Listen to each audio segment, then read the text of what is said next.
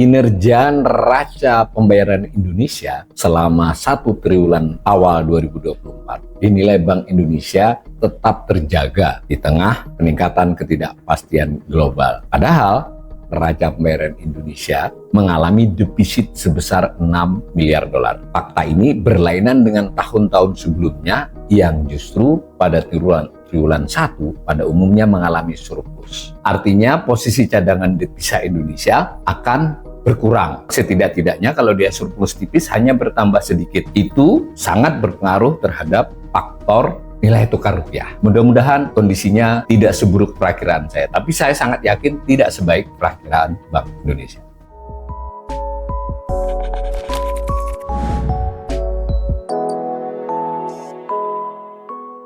Kinerja neraca pembayaran Indonesia selama 1 triwulan awal 2024 dinilai Bank Indonesia tetap terjaga di tengah peningkatan ketidakpastian global. Itu kata Bank Indonesia. Padahal neraca pembayaran Indonesia yang biasa disingkat dengan NPI mengalami defisit sebesar 6 miliar dolar.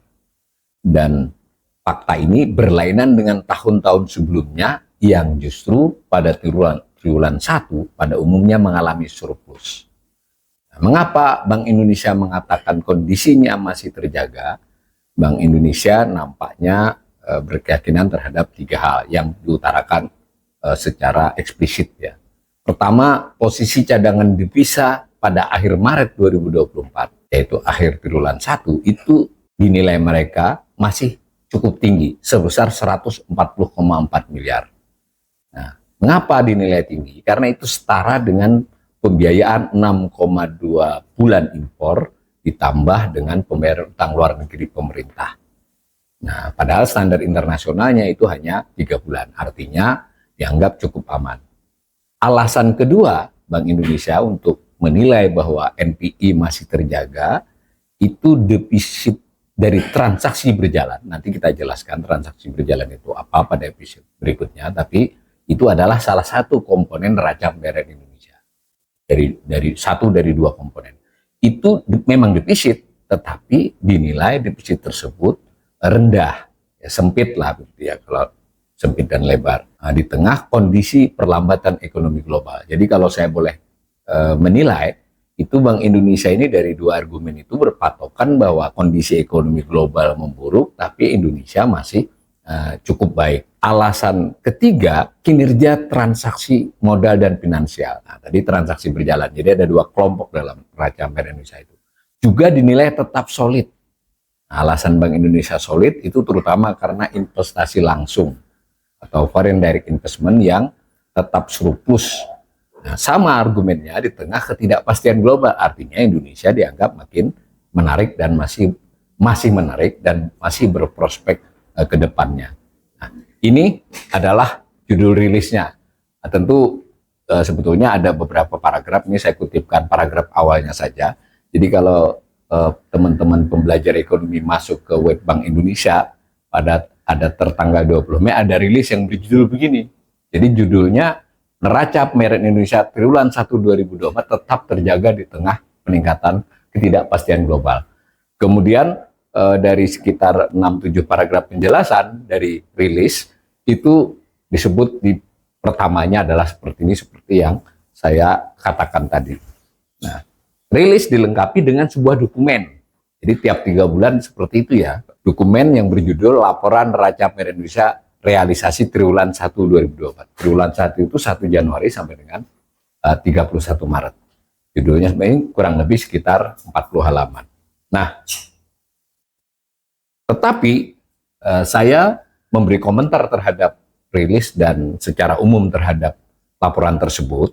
Sebenarnya khusus kinerja triwulan 1 pada tiap tahun, defisit tahun 2024 yang baru berlalu ini, itu terburuk selama 4 tahun terakhir. Nah, hanya lebih baik dibandingkan 2020 ketika kita pandemi, yang defisitnya mencapai 8,55 miliar. Tadi kan 6 miliar. Namun lebih buruk dari tahun-tahun sebelumnya. Jadi selama belasan tahun terakhir ini adalah yang terburuk kedua. Nah, kita perlu penyegaran para pembelajar ekonomi bahwa yang dimaksud dengan neraca pembayaran Indonesia atau NPI itu adalah catatan transaksi internasional penduduk Indonesia dengan non-penduduk dari sudut pandang Indonesia. Jadi dicatat dari sudut pandang Indonesia. Apa yang dimaksud dengan transaksi internasional? Ya bisa perdagangan, ekspor impor, bisa juga utang piutang, bisa juga investasi. Jangan lupa ya bahwa utang piutang maupun investasi itu tidak selalu berarti asing masuk ke Indonesia. Indonesia juga bisa keluar. Dan modal asing, modal dari penduduk asing tersebut juga bersifat keluar masuk tiap minggu, tiap bulan, tiap triwulan. Nah, itu dicatat dalam neraca pembayaran Indonesia dengan ekspor impor ya. Nah, kita perlu tahu NPI ini selama periode 1981 sampai dengan 1996 itu dialami surplus sebanyak 12 kali, defisit sebanyak 4 kali. Artinya di tahun-tahun Orde Baru itu lebih sering surplus. Nah, namun pada tahun 1997-1998 itu mengalami defisit yang lebar. Nah, kemudian di era reformasi 1999 sampai dengan 2023 ini dialami surplus sebanyak 17 kali dan defisit 7 kali. Jadi tetap lebih banyak surplusnya. Nah, pada tahun 2023 yang lalu itu dialami surplus sebesar 6,3 miliar dolar. Nah, ini kalau kita gambar, yang biru menunjukkan kondisi triwulan 1 pada tahun yang bersangkutan, yang orange menunjukkan setahun. Tentu saja 2024 kan belum selesai. Nah, apa yang menarik dari pola ini? Secara umum pola ini menunjukkan tren triwulan 1 itu akan sama setelah berjalan setahun. Ini maksudnya begini, ini anggap aja 2023 kemarin yang surplus, itu pada triwulan 1-nya memang sudah naik ini yang biru. Nah, benar kan, setahun berjalan juga dia naik dan surplus. Nah, tahun sebelumnya begitu juga ini. Jadi trennya sama. Nah, maka kita bisa melihat nih, ini kan turun. Berarti kemungkinan yang orange, yang tahunan ini turun itu sangat besar.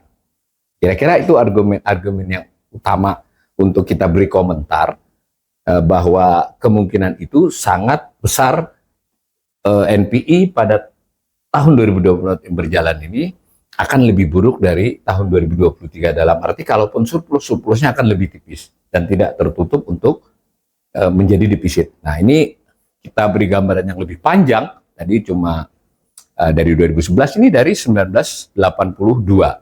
Itu memang lebih sering surplus. Betul, pada tahun 2023 yang lalu itu surplus 6,3 miliar. Ini satuannya juta dolar Amerika ya. Nah, tetapi perhatikan surplus ini tetap lebih rendah dibandingkan tahun-tahun sebelumnya. Nah, maka ini kan berpotensi akan lebih rendah dari 6,3 miliar.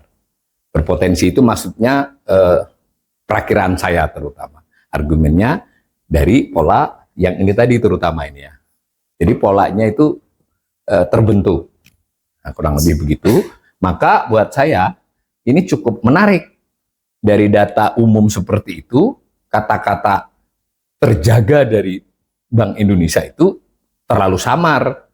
Bisa disebut terjaga, itu tidak berarti membaik sebenarnya, tetapi mungkin Bank Indonesia menilai kondisinya memburuk, dan faktanya kan memburuk dibandingkan triwulan 1 tahun sebelum-sebelumnya. Tetapi mungkin masih lebih baik daripada perakiraan memburuk yang seandainya dampak global itu besar kepada Indonesia. Tapi masih ada 3 triwulan.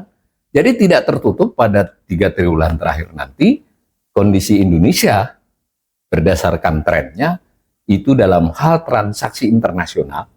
Jadi neraca pembayaran Indonesia itu mencatat transaksi nasional, besar kemungkinan dia akan memburuk. Dan artinya apa? Artinya posisi cadangan devisa Indonesia akan berkurang. Sekurang setidak-tidaknya kalau dia surplus tipis hanya bertambah sedikit. Nah, itu sangat berpengaruh terhadap faktor nilai tukar rupiah. Karena dia adalah merupakan faktor fundamental dari nilai tukar rupiah. Begitu arah dari analisis neraca pembayaran internasional ini. Mudah-mudahan kondisinya tidak seburuk perakiraan saya. Tapi saya sangat yakin tidak sebaik perakiraan Bank Indonesia.